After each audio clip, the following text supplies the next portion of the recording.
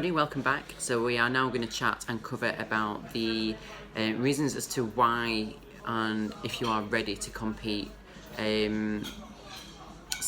Firstly, Michelle, in terms of what you know, what would you think most people now are coming into the industry, why are they wanting to compete, do you think, that transpires? My concerns at the moment is obviously the rise of social media, and everyone's just obsessed with putting everything on social media and for status and likes. And I think too many people think it's, oh yeah, I train, I'll do a show, get some nice pictures, put them on Instagram. And I think it's about the social status. It's kind of seeking acceptance in a different kind of way that you're not fully prepared for. Because prepping for a show is pretty damn tough. Yeah. And I think not enough people have putting in the groundwork, and also people haven't even been to a bodybuilding show. No, I think unless you've been to a show and actually fully understand what that day entails as well, because so many people are actually unprepared of what actually happens on the day, the really long days. And what you see sometimes as well, front of stage is different to what you'll experience backstage.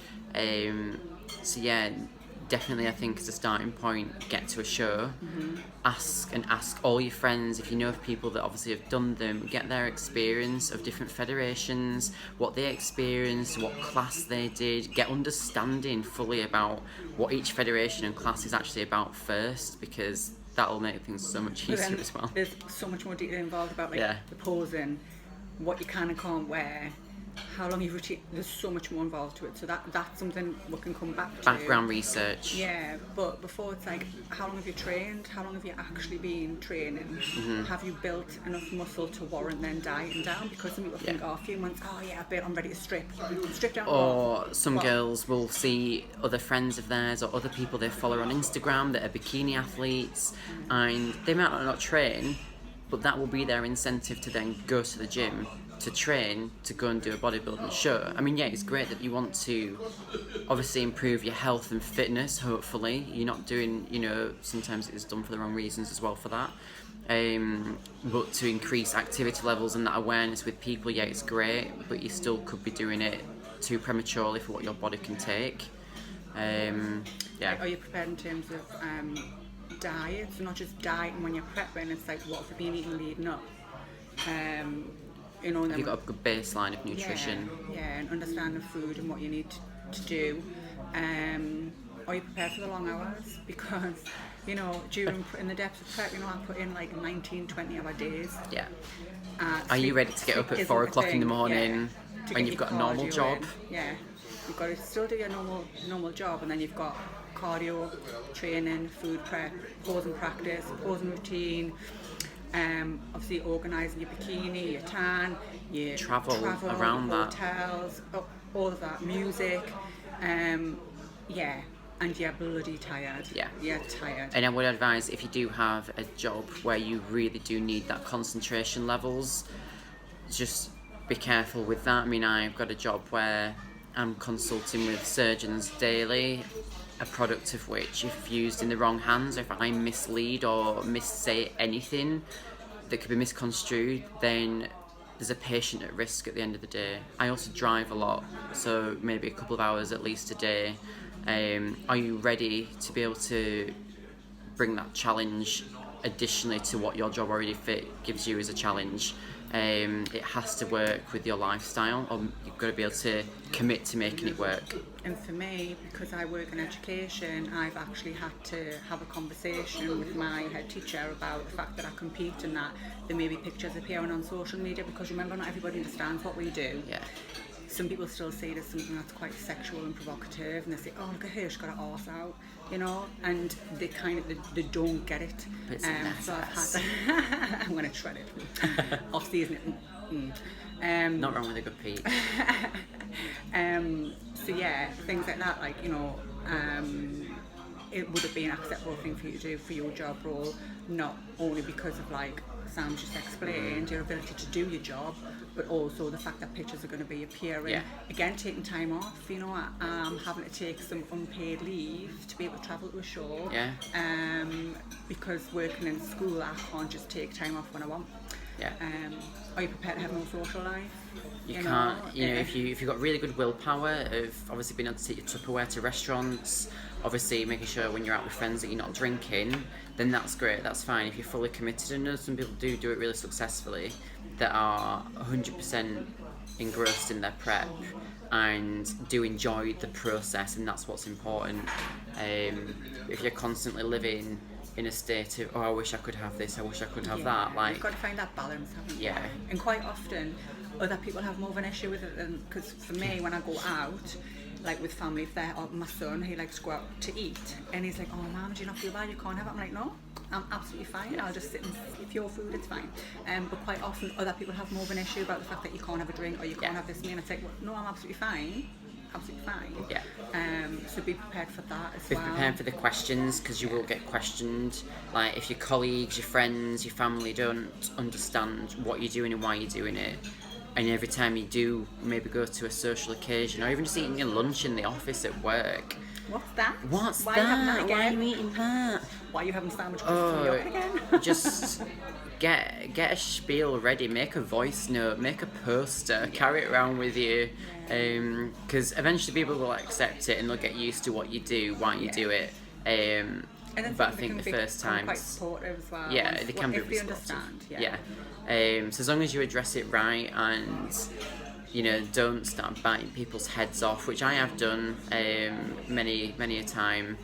Still sometimes do now, depending on obviously how people speak to me about it. Yeah. If it's spoken to me in the right way, then I'm open and accepting to speak about it. But People can be a bit rude. if people are like, what are you eating? And come in your personal space, then yeah, I can snap a little bit. I'm working on that. And that kind of leads us nicely into like the mental aspect of it, because are you like mentally and emotionally prepared for just the stress it puts on your body? The hormones, hormone levels, which impact your mood, your tired, menstrual you're cycles, hungry, all of this.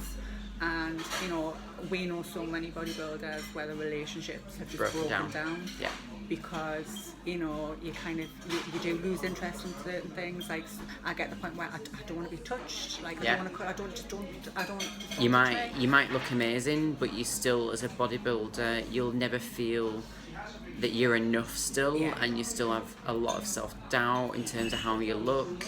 You lose your head a lot in terms of, oh my god, overnight you've gained a lot of water or fat or whatever. You're constantly going to be up and down, yo-yoing, and you've got to be with someone that's able to support and understand that as well, because some people just won't.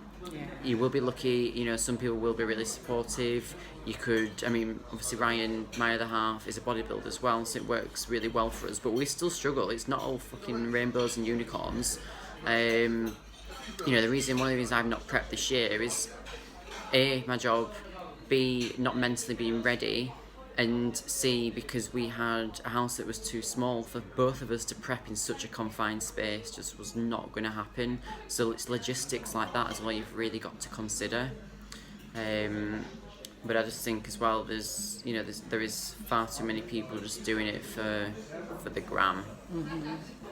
Yeah, so just be prepared. It's not just a case of, it's not just like going on a normal diet. You're going to be hungry. Yeah. You're going to be fucking hungry. If you don't feel hunger, then you're not doing it right. To be fair, I don't get that hungry, to be fair. Oh, do you not? I get really hungry. As soon as someone tells me I can't have something, then I instantly want it, and I'm like, my stomach's just going grrr. But I think sometimes that it comes down to mindset as well, and it's the relationship you've had with food. Yeah, me, once obviously I I'm flick that different. Switch, Yeah. I'm just, tunnel vision, and I think you're getting this prep bubble, and that's when sometimes it's a good thing, sometimes it's not, because for me sometimes I enjoy it because I can switch off from all other things that might be going on in life and say, oh well, gives you that escape. on that. So again, it's the fallout from that after you've prepped as well. That will be our next video, so stay tuned for the post-show blues catastrophes that can happen. We've all been there. Hopefully you've got a trophy, but in case, but you've got to be ready for that as well. What if you don't place? Are you enjoying the process? Obviously, if you are in prep now, are you enjoying the process every single day? Obviously, you're going to have highs and you're going to have lows, but if you're only focused on that true end goal of, either A, stepping on stage just for that day, or B, just the food that comes as part and parcel, well, possibly after that, then you're also not doing it for the right reasons. And you can't expect, especially as a first timer or in your first few seasons, to just jump on stage and win. I mean, look at amazing people like Emma Hyman. It took her years to get to where she wants to be now, but you can see that progression, and that progression is the key thing. And now she's a pro. Yeah, you're not going to get there straight away. Please do not think that you're going to start training today, you're going to be on stage in 12 weeks, and you're going to be winning. Yes, some people genetically do manage to do it, and have got a decent baseline of maybe just obviously the amount of muscle they naturally hold. And are you prepared to be scrutinised? Yeah. Remember, you're being judged at the show itself, on how you but look. you're going to be judged afterwards as well. So if you're looking at your pictures, we think, oh, well, should she have been on stage? Should she look this way? Oh, she's too fat.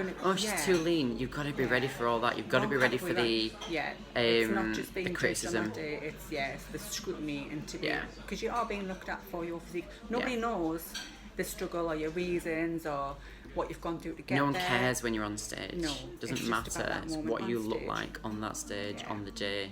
So you have to be ready for that, and the feedback that you'll get from the judges as well. Obviously your parents, your friends, even your coach sometimes will say, yeah, you look mint, you look ready.